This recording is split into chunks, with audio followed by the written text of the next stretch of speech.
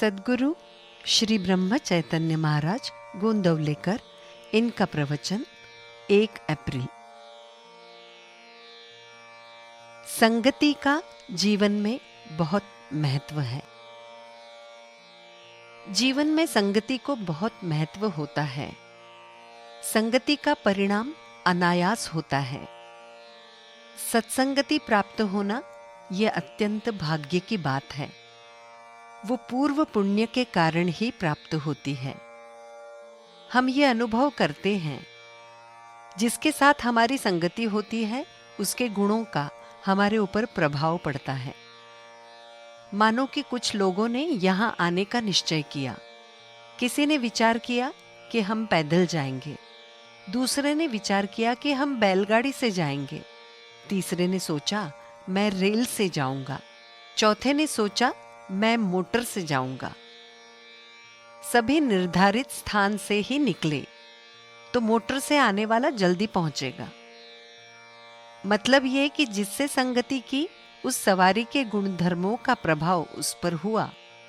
संगति की दूसरी बात ऐसी है कि जिसकी संगति में हम आते हैं उसके प्रभाव से अपना कर्तृत्व घट जाता है। यहां से काफी छात्र शिक्षा ग्रहण करके लौटे। कोई वकील हुआ, कोई डॉक्टर हुआ, बाद में वे यहां लौट आए और यहीं की लड़कियों से विवाह किया। ये लड़कियां बहुत पढ़ी लिखी नहीं होंगी, किंतु जिसने वकील के साथ विवाह किया वो वकीलनी, जिसने डॉक्टर के साथ विवाह किया वो अनायास ही डॉक्टरनी हुई। इस प्रकार यदि देह की संगति से सामान्य व्यक्ति के गुण धर्मों का प्रभाव हम पर होता है तो सत्संगति का परिणाम कितना होता होगा। हम टिकट कटवाकर रेलगाड़ी में बैठते हैं।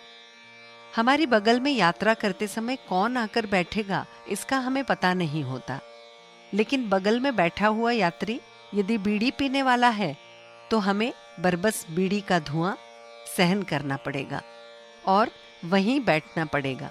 व्यसनी की संगति बड़ी क्लेशकारक और घातक होती है। इसके विपरीत सत्पुरुष की संगति बहुत ही अच्छी और लाभकारी होती है। सत्संगति के कारण सद्वासना और सद्विचार का लाभ होता है। कोई बैरागी साधु पेड़ के नीचे बैठा हो और यदि वो भूखा होगा तो वहां उसके संगति में आने वाले लोगों को भी भूखा ही रहना पड़ेगा।